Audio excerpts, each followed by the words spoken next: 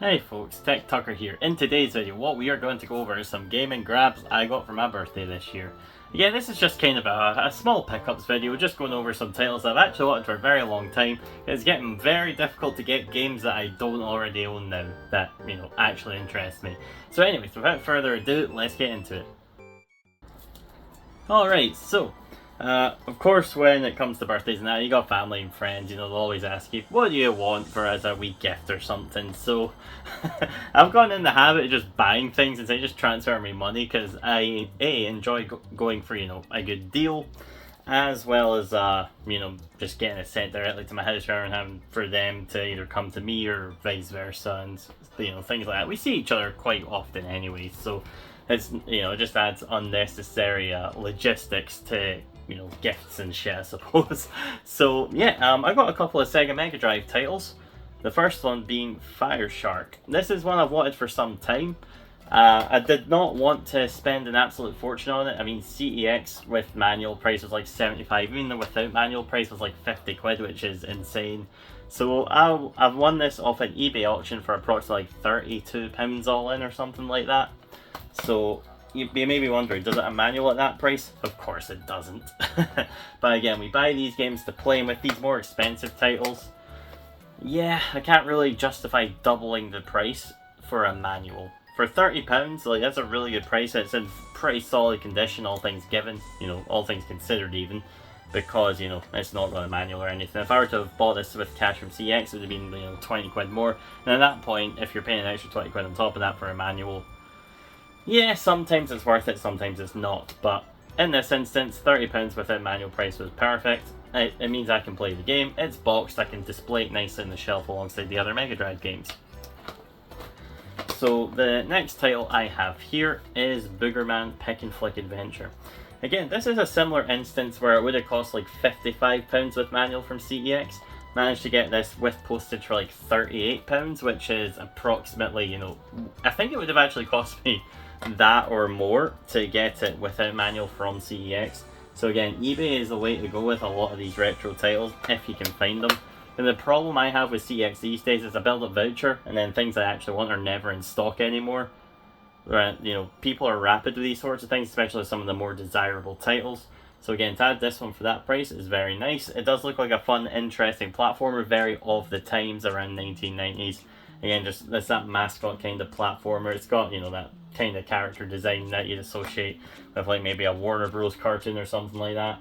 But for the price, the only issue with condition really is that the bottom's got some like wear on the label, but that doesn't bother me much at all. I'm actually quite impressed with the condition with this thing, all things considered.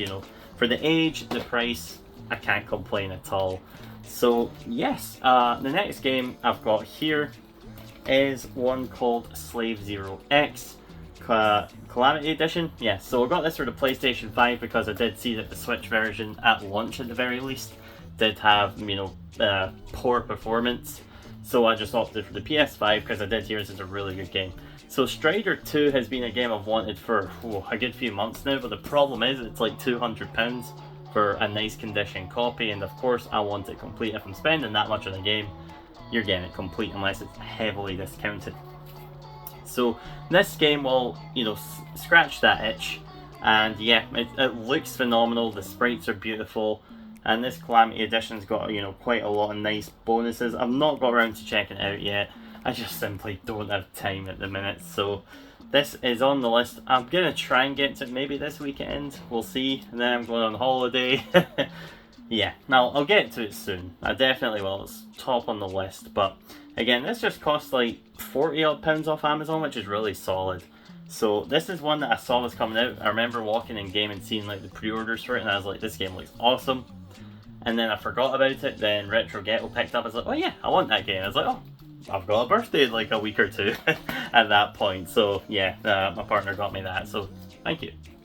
And then my mum ended up getting me a copy of Stellar Blade. So this is a game I did actually ask for it, to be fair.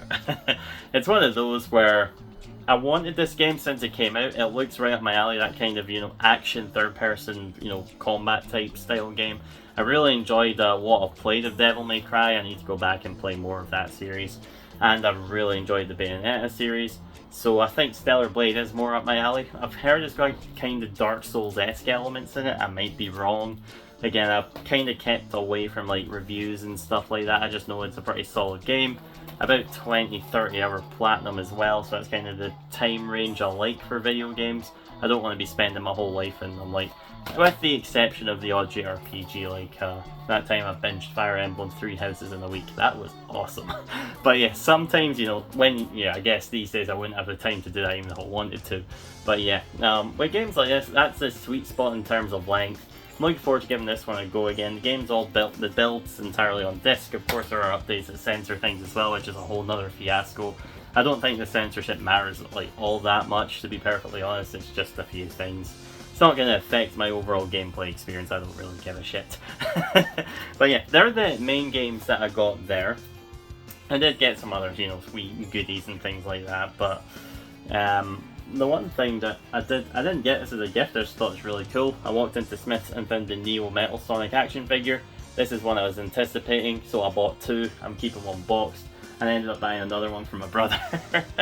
So I actually bought three. I audibly gasped when I found it, like, Neo Metal Sonic, you know, I had to buy it. So my oldest brother got me a Paldean Fates, a Pokemon Elite Trainer box, which was pretty cool. I got some nice cards out there. Finally pulled a Charizard. Just the regular EX, unfortunately, but that, you know, things like that I'm happy with. But my other brother ended up getting me a surprise gift, which I'll show some footage of in just a moment. Alrighty folks, so I now have a Sega Dreamcast. I've never owned a Sega Dreamcast before. Is it a system I was desperate for? Well, I wouldn't say I was desperate for, but it's one I really did want to pick up at some point.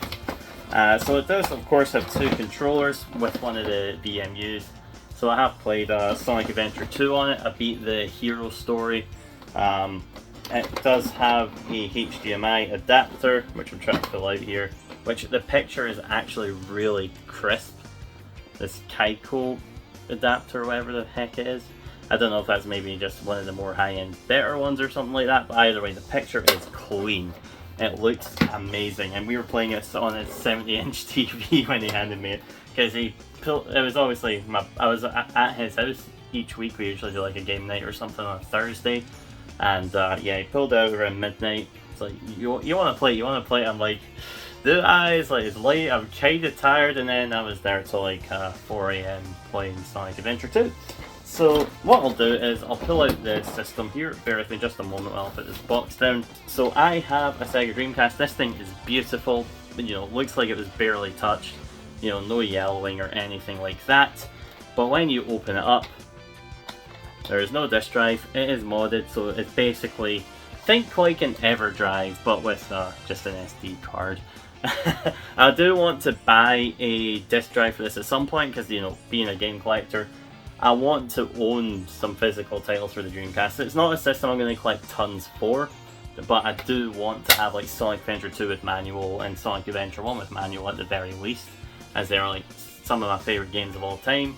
So having an actual system to play them on is great, but this does have like ROMs for Sonic Adventure, Crazy Taxi, Marvel vs. Capcom 2, Sonic Adventure 2 obviously, Space Channel 5 is one of the games that he installed this. He just basically got a list. Oh, Power Stone is one as well.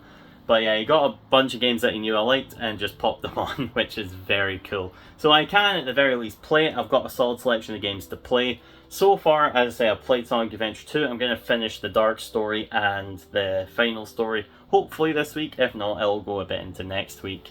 I want to have a complete playthrough of Adventure 2. And I played a round or two of Crazy Taxi, because Crazy Taxi is brilliant. But yeah, if you enjoyed this video, please do like, share and subscribe. A bit more just me talking at the camera, talk about pickups. But yes, it's appreciated if you're watching this far. And of course, go to my Xbox collection video if you want to enter a giveaway, as that will be closing this Sunday. But yeah, thank you for watching and have a good one. Thanks and goodbye.